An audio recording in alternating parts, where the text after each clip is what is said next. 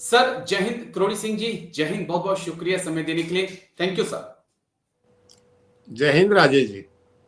Thank you sir, आपने समय दिया। दरअसल एसयू समिट को लेकर मैंने आपके साथ बातचीत करनी थी।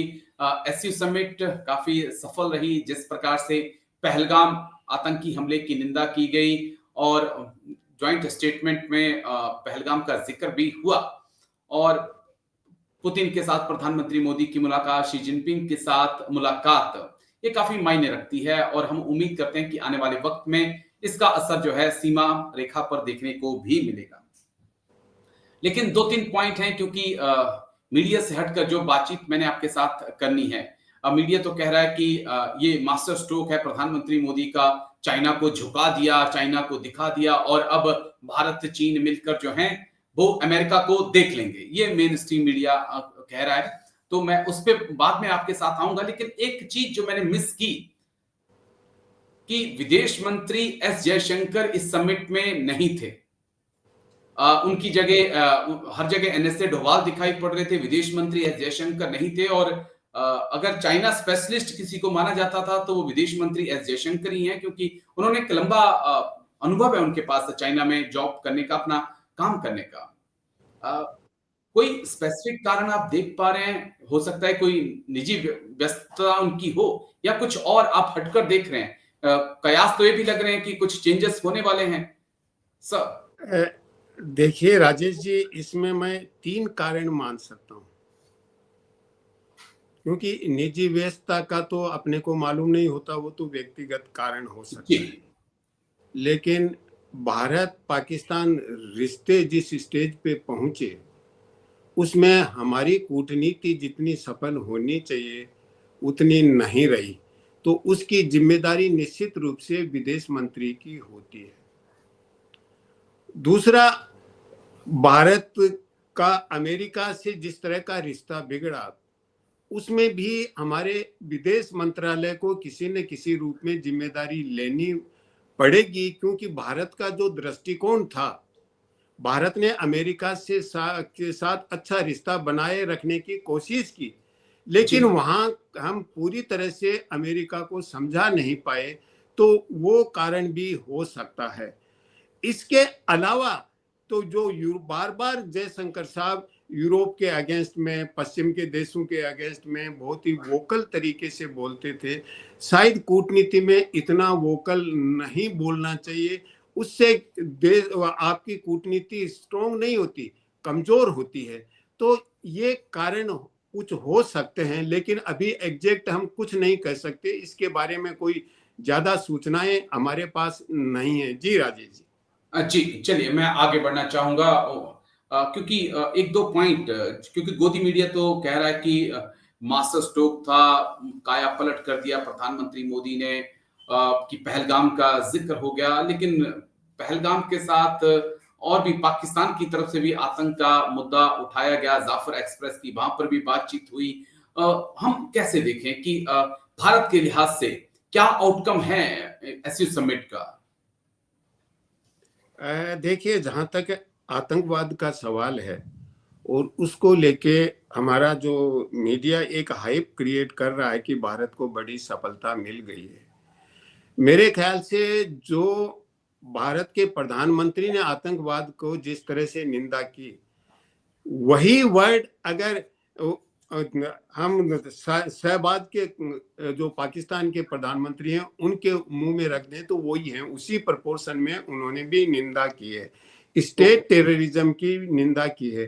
तो ये कोई बहुत बड़ी उपलब्धि उस रूप में नहीं है, हम अगर ऑब्जेक्टिवली असेस करें तो।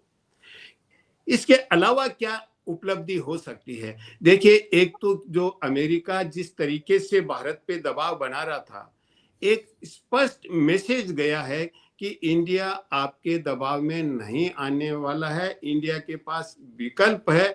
इंडिया चाइना से भी दोस्ती कर सकता है, रशिया से भी कर सकता है, और तीनों अगर एक साथ मिल जाते हैं तो अमेरिका का प्रभुत्व लंबे समय तक नहीं बना रह सकता। एक तो ये क्लियर कट मैसेज उनकी तरफ चला गया।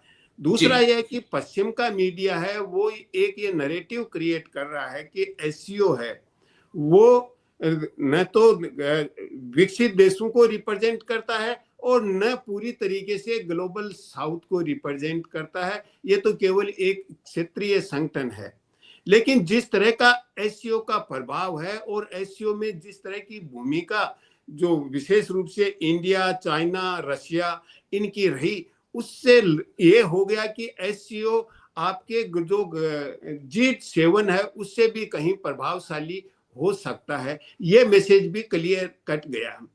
तीसरा जो महत्वपूर्ण है कि एक कुछ नए इंस्टीट्यूशंस क्रिएट करने की कोशिश की है कि जो यूनिवर्सल सिक्योरिटी थ्रेट हैं, चैलेंजेस हैं, उनको फेस करने के लिए किस तरह से फेस किया जाए एससीओ के फ्रेमवर्क में, या ड्रग्स को कैसे कंट्रोल किया जाए, क्योंकि ड्रग्स का व्यापार है वो आतंकवाद को और सिक्योरिटी के लिए बहुत बड़ी थ्रेट है, तो उसके लिए भी सेंटर बनाने की कोशिश की है। और तीसरा ब्रिक्स बैंक बनाने की बात की गई है। तो इन तीनों में ही भारत की भूमिका भी महत्वपूर्ण हो सकती है और भारत का इंटरेस्ट भी प्रत्यक्ष रूप से इन्वॉल्व रहता है। एक अन्य जो महत्वपूर्ण है वो एक फोर्थ इनिशिएटिव चाइना ने लिया। 3 इनिशिएटिव चाइना के पहले हैं, ग्लोबल गवर्नेंस इनिशिएटिव। और वो ग्लोबल गवर्नेंस इनिशिएटिव है वो है संयुक्त राष्ट्र संघ के पुनर्गठन की बात, और उस जो अंतर्राष्ट्रीय संस्थाएं हैं, अंतर्राष्ट्रीय रिलेशन है, उनको ग्रेटर डेमोक्रेटाइजेशन, ज्यादा प्रजातांत्रिक करने की बात है। उसमें भारत का हित निश्चित रूप से निहित है, भारत उसमें गेन कर सकता है। तो गेन तो बहुत हैं, लेकिन हमारा मीडिया जो केवल आतंकवाद को लिए हाइप कर रहा है, मेरे ख्याल से वो पर्याप्त नहीं है। और अन्य जो महत्वपूर्ण एक और पॉइंट बता दूं राजेश जी, हमारा बॉर्डर डिस्प्यूट है, उसको लेके चीन के राष्ट्रपति ने ये कहा है कि वह बॉर्डर की जो प्रॉब्लम है उसको हम रिजोल्व कर रहे हैं, वो हमारी दोस्ती और विश्वास पे हावी नहीं होनी चाहिए। तो ये दोनों देशों में जो समझ विकसित हुई है, ये एक बहुत महत्वपूर्ण कदम है। जी राजेश जी। जी, 100 बिलियन का घाटा आपका व्यापार में, क्या उसकी भरपाई का कोई रास्ता भारत ने खोजा है? चाइना के साथ कोई बातचीत हुई इसको लेकर? क्योंकि इस घाटे में आप व्यापार नहीं कर सकते हैं, यहाँ पर तो चाइना का ही फायदा है। तो इसके लिए कोई जानकारी मिल पा रही है कि प्रधानमंत्री मोदी शी जिनपिंग में कोई बात हुई हो, या जो सामान हम अमेरिका को बेच रहे थे जहां पर हम फायदे में थे, तो वो सामान हम रूस और चाइना को बेचें ताकि हमारा जो व्यापार है उस पर असर ना पड़े? कोई पॉसिबिलिटीज की कोई जानकारी? देखिए राजेश जी, आपने ये बहुत महत्वपूर्ण सवाल भी किया है और भारत के लिए चुनौती भरा सवाल भी है। लेकिन इसके लिए आपको पर्याप्त एक्सपर्ट लेवल पे होमवर्क करना पड़ेगा, क्योंकि जो कर्सरी नजर से हम देखें तो भारत जो अमेरिका को एक्सपोर्ट करता था, उनका स्कोप चीन में नहीं है, रशिया में भी नहीं है।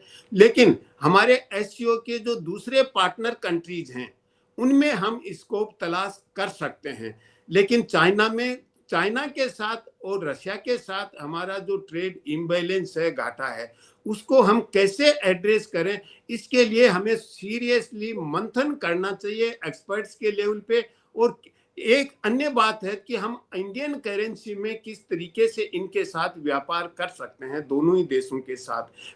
रशिया के साथ हमने प्रयास किया है, लेकिन रशिया भी अब कहने लगा कि हमें इंडियन करेंसी की ज्यादा जरूरत नहीं है। तो इस तरह की स्थिति है, तो उस पे हमें मंथन करना चाहिए। और जो व्यापार का असंतुलन है, पार्टनरशिप हमारे तीनों की अच्छी है, लेकिन जो असंतुलन है उसके लिए अभी कोई सार्थक प्रयास नहीं हुआ और 1-2 दिन में हो भी नहीं सकता, क्योंकि ये नजदीकियां तो जो टेरिफ के बाद आई हैं, इतनी नजदीकियां, तो निश्चित रूप से कुछ मंथन होगा और मुझे लगता है कि इसकी तरफ भी कुछ सार्थक कदम उठाए जाएंगे। जी राजेश। बस मेरा आखिरी सवाल है, माफी चाहूंगा क्योंकि जहन में आ गया, तो मुझे लगता है कि चलते चलते मैं आपसे पूछ लूं, क्या वाकई में एक बड़ा मैसेज एससीओ की फोरम से जो है अमेरिका को दिया गया है, जहां पर एक तस्वीर बहुत ज्यादा वायरल हो रही है कि प्रधानमंत्री मोदी हैं, शी जिनपिंग हैं और व्लादिमीर पुतिन हैं, और बड़ी गहनता से कोई बातचीत तीनों के बीच चल रही है। तो क्या एक मैसेज दे दिया गया है कि अब वर्ल्ड ऑर्डर चेंज हो रहा है, अब अमेरिका की दादागिरी नहीं चलेगी? सर देखिए, ये निश्चित रूप से एक मैसेज है कि अमेरिका की या पश्चिम की जो हेगेमनी थी पिछली सदी में और इस सदी के शुरू में, वो लंबे समय तक चलने वाली नहीं है। और अमेरिका उसको वार से, चाहे वो टेरिफ वार हो, चाहे हॉट मिलिट्री वार हो, उससे भी सोल्व नहीं कर सकता है। तो अमेरिका को ग्रेसफुल्ली अपनी जो पोजीशन है, डिक्लाइन होती पोजीशन है, उसके साथ रिकंसाइल कर लेना चाहिए। और जो पावर राइज हो रहे हैं, उनके राइज को एक्सेप्ट कर लेना चाहिए। ये अमेरिका के हित में भी है, ये दुनिया के हित में भी है, और दूसरे देशों के हित में भी है।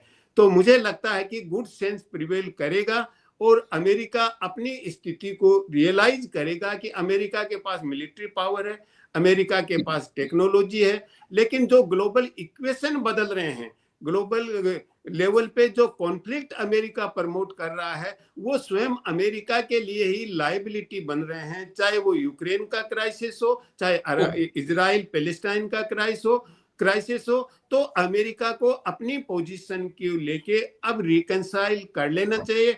केवल इससे काम नहीं चलेगा कि अमेरिकन एक्सेप्शनलिज्म हो। एक्सेप्शनलिज्म अमेरिका कोई विशिष्ट नहीं है, दूसरे देश भी उसी तरीके से स्वतंत्र हैं, उसी तरह से संप्रभु हैं, और उनकी भी उतनी ही प्रतिष्ठा है, उतनी ही गरिमा है जितनी अमेरिका की है। तो इस तरह का जो एक्सक्लूसिविज्म है कि अमेरिका विशिष्ट है, उससे ओवरकम करना चाहिए अमेरिका को। जल्दी अमेरिका करे, वो अमेरिका के लिए और ज्यादा अच्छा है। जी राजेश जी, चलिए, लेकिन उम्मीद है कि सब कुछ ठीक रहेगा। भारत कितना चीन पे भरोसा कर सकता है, नहीं कर सकता है, और क्या वाकई में ड्रैगन और एलिफेंट साथ में डांस करेंगे, और डांस करेंगे तो 2 साल, 3 साल, 6 महीने कब तक डांस करेंगे, मेरे लिए ये बहुत इंटरेस्टिंग होगा देखना। लेकिन शुक्रिया, बहुत बहुत शुक्रिया कृणि सिंह जी, आप आए और तमाम पहलुओं पर इतनी गहनता से बात रखी आपने। थैंक यू सर, जय हिंद, take care sir, thank you. Thank you Rajesh ji, बहुत अच्छा लगा आपसे बातचीत करके। Thank you sir, thank you. बहुत कुछ सीखने को मिलता है आपसे सर, शुक्रिया इसके